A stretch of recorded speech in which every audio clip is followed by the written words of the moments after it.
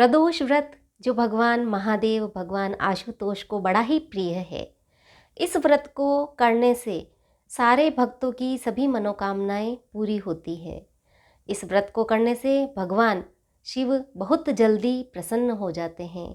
तो यह व्रत अपने आप में बड़ा ही महत्वपूर्ण व्रत कहलाता है। आज हम प्रदोष व्रत की कथा के बारे में जानेंगे। हर प्रदोष की अलग अलग कथा है। सोम प्रदोष की अलग कहानी है, मंगल प्रदोष की अलग कहानी है। तो इस तरह प्रत्येक वार के प्रदोष की अलग अलग कहानी है। तो आज हम गुरुवार के दिन अगर प्रदोष हो तो गुरु प्रदोष कहलाता है, इसकी कहानी के बारे में जानेंगे। सभी दर्शकों को सादर प्रणाम। जय श्री कृष्ण। शास्त्र संगत चैनल पर आप सभी का हार्दिक स्वागत, अभिनंदन। तो हम जानेंगे गुरु प्रदोष की कहानी के बारे में। प्रदोष काल हर दिन होता है और जिस दिन प्रदोष काल में त्रयोदशी तिथि हो, दोनों पक्षों में शुक्ल पक्ष और कृष्ण पक्ष, तब प्रदोष व्रत किया जाता है। और प्रदोष व्रत में व्यक्ति उपवास रखता है या व्रत भी कर सकता है और भगवान शिव की आराधना करता है। भगवान शिव के सामने अपनी मनोकामना सुनाता है तो भगवान शिव शीघ्र उसकी मनोकामनाओं को पूरा करते हैं। तो आज हम पहले जानेंगे गुरुवार का प्रदोष और उसकी कथा। तो पहले हम जानेंगे कि गुरु प्रदोष करने से क्या क्या फ़ायदे मिलते हैं। गुरु प्रदोष मतलब गुरुवार के दिन प्रदोष हो। और जो व्यक्ति इस दिन उपवास रखता है तो वह अपने शत्रुओं से कभी पराजित नहीं होता है। शत्रु उसके सामने परास्त हो जाते हैं। इस व्रत को करने से व्यक्ति के जो भी पूर्वज हैं वे बड़े प्रसन्न होते हैं और उनका आशीर्वाद मिलता है। तो ये तो मैंने बताया गुरु प्रदोष व्रत के फायदे। अब हम जानेंगे गुरु प्रदोष व्रत कथा। एक बार इंद्र और वृत्रासुर की सेना में घनघोर युद्ध हुआ। देवराज इंद्र और असुर था वृत्रासुर, उन दोनों की सेना में बड़ा ही भयंकर युद्ध हुआ। देवताओं ने दैत्य सेना को पराजित और नष्ट भ्रष्ट कर डाला।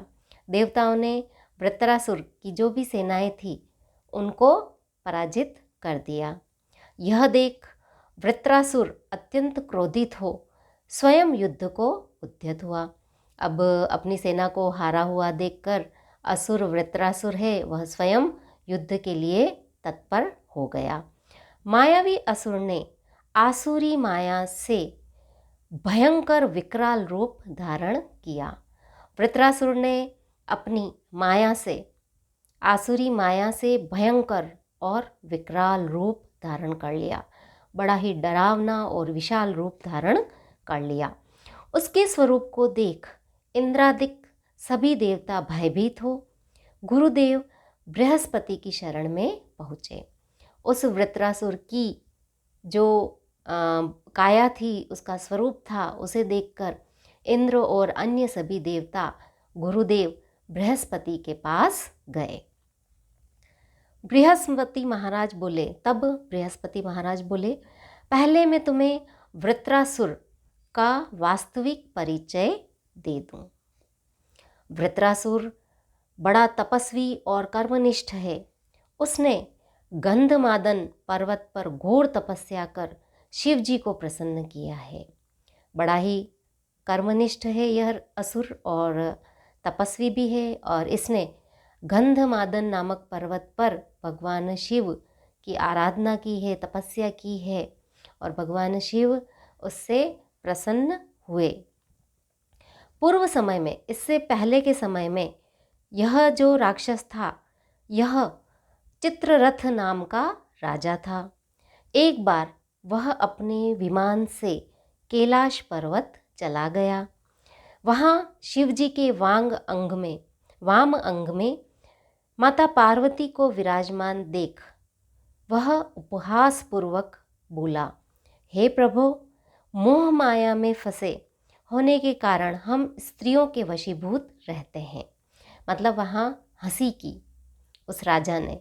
भगवान शिव के वाम अंग में माता जी विराजमान थे, बैठे हुए थे, तो उनका उपहास किया कि हम मोह माया में फंसे होने के कारण स्त्रियों के वशीभूत रहते हैं। किंतु देवलोक में ऐसा दृष्टिगोचर नहीं हुआ कि स्त्री आलिंगन बद्ध हो सभा में बैठे। चित्ररथ के यह वचन सुन सर्वव्यापी शिव शंकर हंसकर बोले, हे राजन, मेरा व्यावहारिक दृष्टिकोण पृथक है। मैंने मृत्युदाता कालकूट महाविष का पान किया है। भगवान शिव ने फिर उत्तर दिया कि मेरा जो व्यावहारिक दृष्टिकोण है वह अलग है। मैंने कालकूट नामक महाविष का पान किया। जब समुद्र मंथन हुआ था तब भगवान ने विष का पान किया है। फिर भी तुम साधारण जन की भांति मेरा उपहास उड़ाते हो, फिर भी तुम मेरा उपहास कर रहे हो। माता पार्वती क्रोधित हो चित्ररथ की ओर देखती हुई कहने लगी, अरे दुष्ट, तूने सर्वव्यापी महेश्वर के साथ मेरा भी उपहास उड़ाया है, मेरा भी मजाक उड़ाया है। अतएव मैं तुझे वह शिक्षा दूंगी कि फिर तू ऐसे संतों का उपहास करने का दुस्साहस नहीं करेगा। अब तू दैत्य स्वरूप धारण कर विमान से नीचे गिर। माँ पार्वती ने उसे शाप दे दिया कि अब तू, चित्ररथ नाम का राजा था, तो उसे शाप दिया कि तू अब दैत्य स्वरूप धारण कर और विमान से नीचे गिर। मैं तुझे शाप देती हूँ। जगदम्बा भवानी के अभिशाप से चित्ररथ राक्षस योनि को प्राप्त हो गया। वह क्या बन गया? राजा था और उसे राक्षस योनि मिल गई। और त्वष्टा नामक ऋषि के श्रेष्ठ तप से हो वृत्तासुर बना। फिर वह त्वष्टा नामक ऋषि के श्रेष्ठ तप से क्या बन गया? उत्पन्न हुआ और क्या बना? वृत्रासुर नामक असुर बना। गुरुदेव बृहस्पति आगे बोलते हैं, इंद्रदेव और सभी देवताओं को उसके बारे में पूरा परिचय बताते हैं, उस असुर के बारे में, मायावी असुर के बारे में।